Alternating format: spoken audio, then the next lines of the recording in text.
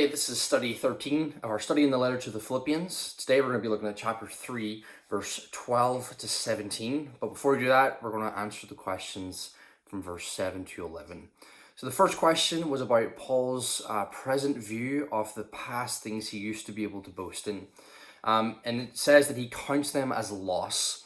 So they used to be counted by him as gains or as assets to him, but he now sees them as loss or liabilities. In other words, he used to believe that they were worthy of merit, but now he sees them as worthless. Now, it's not just these things he could boast in that he lists in chapter 3, but he actually counts everything as worthless compared to the priceless privilege of knowing Jesus Christ. That's the greatest thing of all. In verse 8, he tells us that he has actually lost a lot. So he doesn't just in his mind say, oh yeah, I count them as loss. He actually has lost a lot. He's lost his status among his people. He's now hated by his own people, and many of them want him dead and have actually tried to kill him. He'd suffered many beatings and stonings and imprisonments, and even now he's in prison, and he's lost his freedom once again. And yet when he thinks about all the things that he's lost and compares them to what he has in Jesus Christ, he says that it's all lost to him. He counts it as lost anyway. And the things that he used to prize are actually, the word is rubbish or garbage or dung or even faeces. He counts it as that because he now knows Jesus, and that's his great goal now.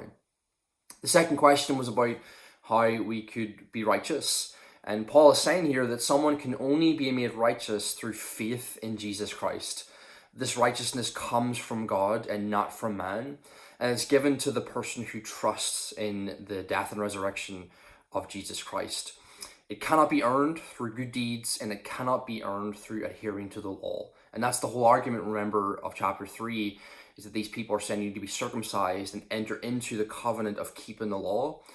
And Paul's like, you can't be made righteous through keeping the law, only through faith in Jesus Christ will the righteousness of God be given to you. Paul's great desire was the third question.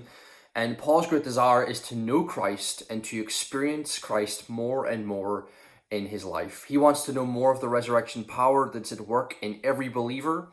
You can see more about that in Ephesians 1, verse 19 to 20.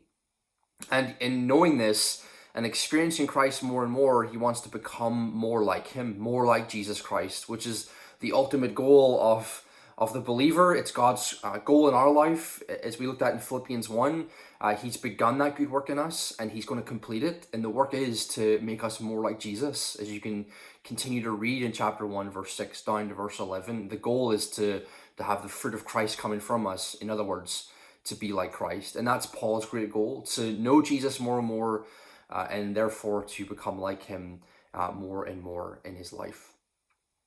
This would even lead to him sharing in his suffering and his death, and the ultimate goal of seeing Jesus one day at the resurrection. That's Paul's life. Now, do you see now why Paul could be joyful and content and peace while he's in prison? You see, his life wasn't about him anymore. It was about Jesus Christ and knowing Jesus Christ and living for Jesus with the ultimate hope of seeing Christ one day. If life was all about Paul, then Paul would be miserable and anxious after everything he's already lost and what he is presently going through. He would be miserable. He'd be a wreck. But it isn't like that, because Paul has learned the great secret. He's learned that he is not the center of the universe, but actually that Christ is, and that he has the privilege of orbiting around Jesus. He's learned that it's not about building his own little kingdom anymore, which is the problem with all of us. We're all trying to live for ourselves and live for our own goals and interests. But he's learned that it's about the kingdom of Christ, and that he has the privilege of being a citizen of that kingdom and partnering with Christ to see that kingdom grow. And that's our calling as well as believers. And that's why we can live up to the commandments of Philippians chapter 2.